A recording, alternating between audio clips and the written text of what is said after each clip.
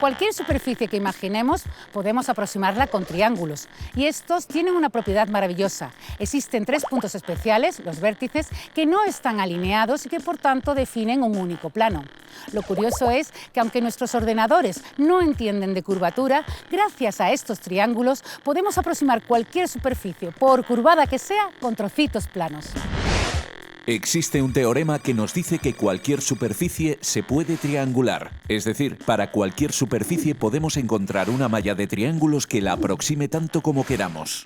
Por ejemplo, coloquemos puntos sobre una superficie cualquiera. Cada uno de estos puntos tiene asociados 3 datos, X, Y y Z. Estos datos nos indican la posición de cada punto en el espacio. Ahora unimos estos puntos entre sí y observamos que los puntos se convierten en vértices de triángulos adyacentes, o sea, triángulos que comparten un lado. A estos vértices les podemos asignar un color. ¿Cómo? Indicando la cantidad de rojo, azul o verde que tienen con 3 datos, el conocido como sistema RGB. Pero además podemos darle cualquier otro atributo. Por lo tanto, para nuestros ordenadores, las superficies no son más que listas ordenadas de números que indican la posición de los vértices de la triangulación y sus atributos. Gracias al incremento en la potencia de cálculo de nuestras computadoras, ahora somos capaces de aportar cada vez más detalle a los objetos y personajes que aparecen en los videojuegos. ¿Cómo lo hacemos? Es sencillo, aumentamos el número de triángulos con los que trabajamos. Sin embargo, nuestros ordenadores aún no tienen una capacidad de memoria y de cálculo ilimitada.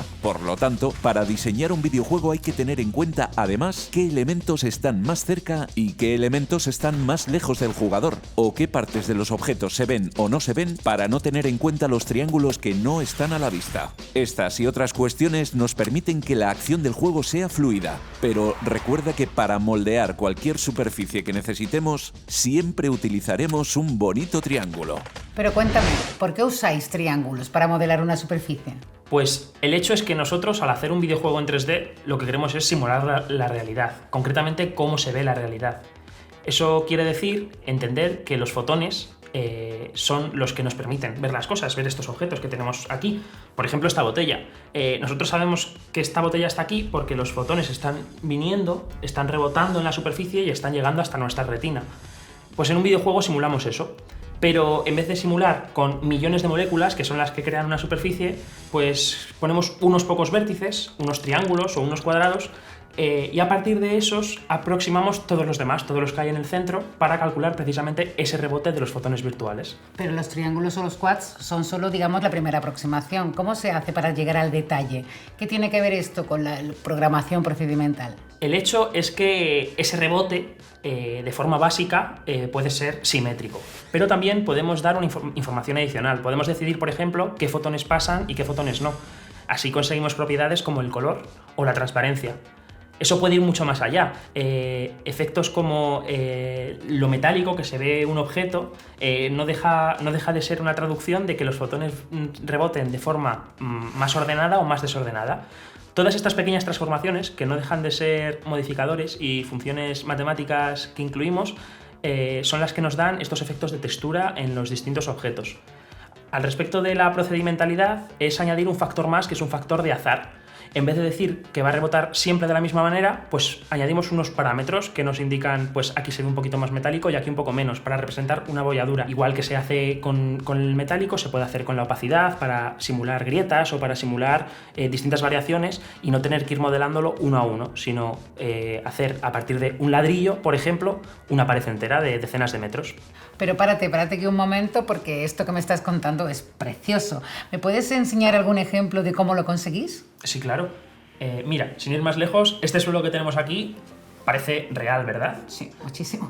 Pues no deja de ser una simulación virtual utilizando todo lo que hemos estado explicando antes.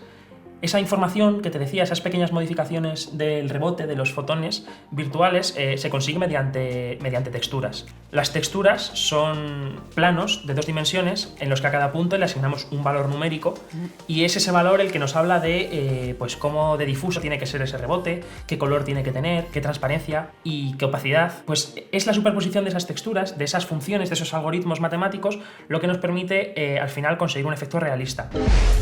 En la actualidad nos podemos encontrar con juegos como el No Man's Sky, que pueden generar miles de millones de diferentes planetas llenos de miles de millones de diferentes formas de vida. En realidad, esto no está siempre presente en el juego. Cuando no estamos mirando, simplemente no están ahí. Eso sí, si volvemos a un planeta que ya hemos visitado o uno de nuestros amigos va a ese planeta, encontrará el mismo entorno. ¿Cómo se hace eso? Esto es posible gracias a la generación procedimental de contenidos. Esta generación hace uso de algoritmos que generan los objetos, animales o entornos que estamos explorando justo en el momento en el que los estamos viendo. Parte de la potencia de este método de generación de contenido está en el uso de fractales. Los fractales son estructuras geométricas generadas por fórmulas simples que tienen unas características determinadas. Por un lado, se generan siguiendo unas reglas definidas. Se puede hacer zoom sobre ellas al nivel que queramos. Frecuentemente son autosimilares, es decir, las figuras son esencialmente idénticas independientemente del grado de zoom con las que las observemos. Y la dimensión de estos objetos no tiene por qué ser un número entero. Podemos usar estos fractales para generar paisajes variados de una forma muy económica. Al fin y al cabo, es solo una fórmula lo que hay que conocer. Para generar diversidad en los paisajes podemos recurrir a elementos aleatorios, el ruido.